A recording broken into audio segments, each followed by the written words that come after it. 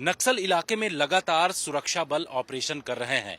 वो व्हीकल जो कि नक्सल इलाके में नक्सलियों का काल बनी, वो यहां पर मौजूद है। मैं इस वक्त 87वें स्थापना दिवस के मौके पर सीआरपीएफ का जो रेजिंग डे है गुवाहाटी में मौजूद हूं और आपको वो तस्वीर दिखा रहा हूं कि किस तरीके से नक्सलवाद को खत्म करने के लिए ये आर्मर्ड व्हीकल जो है बड़े स्तर पर काम कर चुकी है। आप देखिए कि ये एक टैंक की तरह दिखाई पड़ती है। इसमें जब नक्सल इलाके में ये पहुंचती थी तो नक्सलियों में एक तरीके का खौफ रहता था। नक्सली डर के मारे इसके सामने कभी टिकते नहीं थे, क्योंकि कई बार नक्सलियों ने कोशिश किया कि इस पूरे इलाके में जब इस व्हीकल के जरिए मूवमेंट किया जा रहा था तो उस दौरान जो है वो बड़े स्तर पर सीआरपीएफ के ऊपर अटैक करें। लेकिन जिस तरीके से ये व्हीकल बनाई गई है, इसमें आप तस्वीरों में देख सकते हैं कि ये पूरी तरीके से बुलेट प्रूफ गाड़ी है और इसमें जो है वो 8 लोग जो है पूरी तरीके से बैठ सकते हैं। इसके साथ ही ऊपर इसमें कैमरे लगे हुए हैं 360 चारों तरफ, यानी कि इससे देखा जा सकता है। खास तरीके की ये व्हीकल है और सीआरपीएफ ने जब इसका इस्तेमाल किया तो पूरी तरीके से नक्सली उस इलाके में जब भी ये गाड़ी मूवमेंट करती थी तो उस दौरान जो है वहां पर टिकते नहीं थे। अब जिस तरीके से नक्सलवाद पूरी तरीके से खत्म होने की कगार पर है और ये कहा जा रहा है कि 31 मार्च 2026 तक पूरी तरीके से नक्सलवाद देश से खत्म हो जाएगा, तो ऐसी जो व्हीकल हैं जिनका कि इस्तेमाल कोबरा कमांडो ने तमाम इलाकों में किया है, उसके जरिए यहां पर यह समझा जा सकता है कि किस तरीके से इसको खत्म किया गया है। यहां पर हमारे साथ बातचीत करने के लिए मौजूद है रमेश कुमार जी। इस गाड़ी की खासियत क्या है और किस तरीके से नक्सली इस गाड़ी को जब देखते थे तो खौफ खाते थे कि ये कौन सी गाड़ी आ गई, क्या कहते थे उस दौरान? ये तो ऑल टेरेन व्हीकल है। इसमें पानी, कीचड़ और आइस, हाइट हर सब जगह चल सकती है। जब ये गाड़ी देखते हैं नक्सल इसको टैंक समझ करके इसके खौफनाक ये आवाज़ से ही ये लोग भाग जाते हैं। जब 30/1/2026 में टैकलगुड़ी में FOB एस्टैब्लिश करते समय ये नक्सल ने 201 कोबरा जवानों के ऊपर अम्बुश लगाया था। उस टाइम इस गाड़ी ने उनका अम्बुश को तोड़ने में और रीइंफोर्समेंट पहुंचाने में और घायल जवानों को एवैक्यूएट करने में वैप का बहुत अहम योगदान रहा है। तो इसमें किस तरीके से 360 देख सकते हैं, फायर जब करते हैं तो किस तरीके से नक्सलियों के बीच में खौफ रहता है? अब हम फायर करते हैं तो हमारा तो पूरा बुलेट प्रूफ है, ये व्हीकल चारों तरफ है, तो हमारा ऊपर कोई असर नहीं पड़ता उनका फायरिंग का, और हमारा फायर उनके ऊपर बहुत भारी पड़ता है। जबकि हमारा सामने आमने सामने बहुत नज़दीक 100 मीटर से भी कम नज़दीक इलाका में जाकर के उनके साथ लड़ाई कर सकते हैं, लेकिन इस गाड़ी को उन्होंने कुछ नहीं बिगाड़ पाया। बिल्कुल। तो ये खास तरीके की व्हीकल है जिसका कि नाम दिया गया है व्हील्ड आर्मर्ड प्लेटफॉर्म, यानी कि वैप। वैप व्हीकल की खासियत यह है कि जब भी ये नक्सल इलाके में मूवमेंट करती है तो नक्सलियों में एक तरीके का खौफ रहता है। हमें जानकारी यह है कि टेकल गुड़ियम या फिर धर्मावरम जब नक्सलियों के साथ ऑपरेशन सुरक्षा बलों का खासतौर पर कोबरा का हुआ तो उस दौरान नक्सली 200 से 300 की संख्या में वहां पर पहुंचे और उसके बाद सुरक्षा बलों के ऊपर अटैक किया। लेकिन इस व्हीकल ने, जो कि पूरी तरीके से आर्मर्ड व्हीकल है, इसने जब नक्सलियों के ऊपर अटैक किया तो उनके छक्के छुड़ा दिए और यही वजह है कि आज नक्सली लगातार जो है इन तमाम इलाकों से सरेंडर कर रहे हैं। जो सरेंडर नहीं कर रहे हैं उनके खिलाफ बड़े ऑपरेशन करके उनको ढेर किया जा रहा है। सीआरपीएफ के कोबरा कमांडो ये वैसे एलीट कमांडोज हैं जो कि नक्सल इलाके में लगातार ऑपरेशन कर रहे हैं। इनको तस्वीरों में आप देख सकते हैं कि जिस तरीके से ये दिख रहे हैं कुछ उसी तरीके से लगातार इनके द्वारा उन तमाम इलाकों में ऑपरेशन किया जाता है, क्योंकि हथियारों से लैस सीआरपीएफ की ये कोबरा कमांडो उन जगहों पर मौजूद रहते हैं।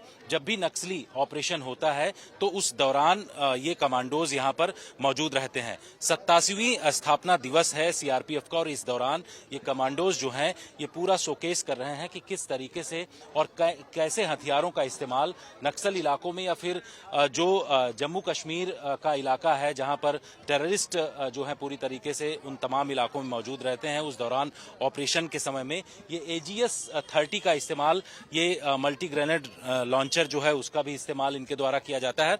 और इसके साथ ही जो यहाँ पर CGRL है, CGRL जो है इसका भी इस्तेमाल किया जाता है। नक्सल जब एक जगह भारी संख्या में इकट्ठे हो जाते हैं तो उस दौरान सीजीआरएल के जरिए उनके ऊपर दूर तक फायर इससे किया जा सकता है। और इसकी खासियत यह है कि इसके जो गोले जब वहां पर गिरते हैं तो उसके जरिए पूरी तरीके से उस पूरे इलाके में फिर या नक्सलियों का गढ़ अबुझमाड़ का जो इलाका है वहां पर अगर उन्होंने हथियार या फिर विस्फोटक इकट्ठा किए हैं तो उसको पूरी तरीके से ध्वस्त किया जा सकता है। तो इस तरीके के कदम लगातार जो है सुरक्षा बल नक्सल इलाके में इस्तेमाल करते हैं और वही तमाम चीजें यहाँ पर दिखाई पड़ रही हैं। मल्टी ग्रेनेड लॉन्चर यानी कि एक साथ कई जो है ग्रेनेड लॉन्च किए जा सकते हैं। यहाँ पर बहुत सारे जो कोबरा कमांडोज मौजूद हैं उनसे जानते हैं कि ये तमाम चीजें जो हैं इनका इस्तेमाल आप लोग करते हो, किस तरीके से नक्सल इलाके में सफलता आप लोगों को मिली? देखिए, इस हथियार का जो इस्तेमाल हम करते हैं, जहाँ पर जैसे कोई फ्लैट ट्रेजेक्ट्री का हथियार जैसे डायरेक्ट हिट नहीं कर पाए तो वहाँ पर हम इसको हाई ट्रेजेक्ट्री के हथियार का इस्तेमाल करते हैं, जिससे कि दुश्मन पर सफलता हासिल की जाती है। आप मल्टी ग्रेनेड लॉन्चर जो है मैंने देखा है कि एक साथ बहुत सारे ग्रेनेड्स लॉन्च कर सकते हैं, तो क्या खासियत है? इसकी खासियत ये है कि इसमें एक साथ 6 ग्रेनेड भरे जा सकते हैं लोड करके। इसको कैरी करना बहुत आसान है। जैसे लंबे ऑप्स चलते हैं 4-4, 5-5 दिन के लंबा सफर पैदल चलना पड़ता है, तो इसको कैरी करना आसान है और इसका फायर करना भी बहुत आसान है। ये जैसे यहाँ फ्लैट ट्रैजेक्टरी का हथियार कारगर नहीं होता है, दुश्मन छुपा हुआ है, भारी तादाद में है, तो इससे हम एंगल लेकर फायर कर सकते हैं और दुश्मनों को बर्बाद कर सकते हैं। बिल्कुल। तो मल्टी ग्रेनेड लॉन्चर का इस्तेमाल दुश्मनों के ऊपर किया जाता है जब दूर तक उनके ऊपर अटैक करना होता है। कोबरा कमांडो, सीआरपीएफ जो कि अलग अलग स्थानों पर तैनात हैं आंतरिक सुरक्षा में, वो इसका इस्तेमाल करते हैं। और सबसे खास बात इसकी ये है कि जो सीजीआरएल है इसका इस्तेमाल उन तमाम इलाकों में या फिर कोई हाइडआउट है उसको ध्वस्त करने में इस्तेमाल करते हैं। क्या इसकी खासियत है संतोष जी, आप जिसका इस्तेमाल करते हैं?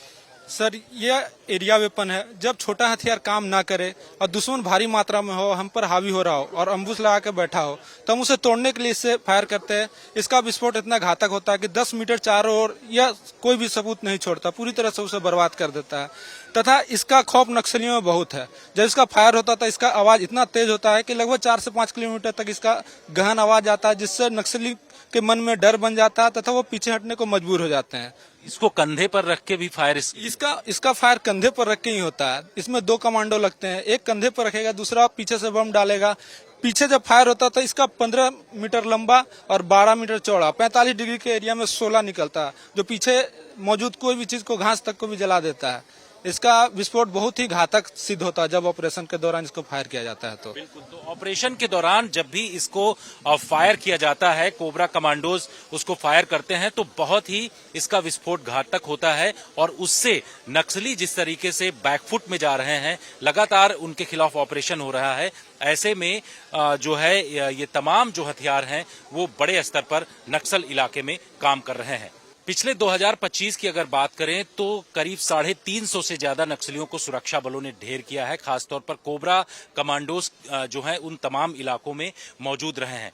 इस तरीके के ड्रोन का इस्तेमाल भारी संख्या में अलग अलग जगहों पर नक्सल प्रभावित इलाकों में लगातार किया जा रहा है।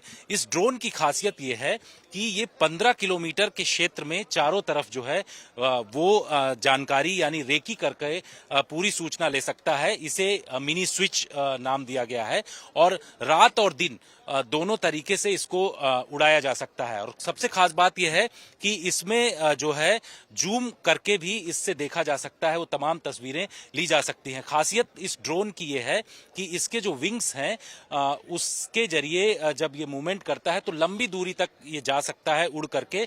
और इस तरीके के ड्रोन का इस्तेमाल नक्सल प्रभावित इलाकों में लगातार किया जा रहा है और यही वजह है कि सफलता इतनी ज्यादा इन तमाम इलाकों में मिल रही है कि जब फॉरवर्ड ऑपरेटिंग बेस वहां पर बनाया जाता है तो उस फॉरवर्ड ऑपरेटिंग बेस में ऐसे ड्रोन्स रखे जाते हैं और वहां से चारों तरफ रेकी करके फिर उसके बाद सिक्योरिटी फोर्सेस जो हैं वो वहां पर ऑपरेशन करते हैं, जिससे हमने देखा कि सैकड़ों की संख्या में नक्सली जो हैं वो सरेंडर कर रहे हैं।